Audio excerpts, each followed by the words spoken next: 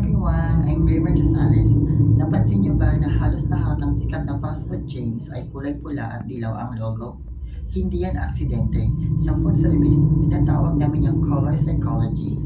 Bilang isang graduate sa larangang ito, alam namin na ang mga kulay ay may direktang epekto sa ating utak. Ang kulay pula o red ay nag-trigger ng appetite o excitement. Pinapabilis nito ang tibok ng puso natin na nagre-resulta sa pakiramdam na nagugutom tayo. Sinasamahan naman niya ng kulay dilaw o yellow. Ang dilaw ay nagbibigay ng feeling ng happiness, friendliness at bilis. Kapag pinagsama mo ang red at yellow, ang message sa utak mo ay gusto kong kumain at gusto kong mabilis. Kaya ang tawag namin dito ay ketchup and mustard theory. Ginagamit ito ng mga malalaking kumpanya para mas lalo tayong maenganyong pumasok at bumili. Ganyan kalawak ang pinag-aralan sa food service, mula sa kusina hanggang sa isipan ng customer.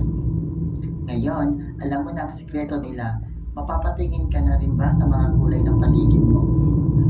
Para sa iba pang marketing trivias at vocational education tips, follow niyo lang ako. Bye-bye!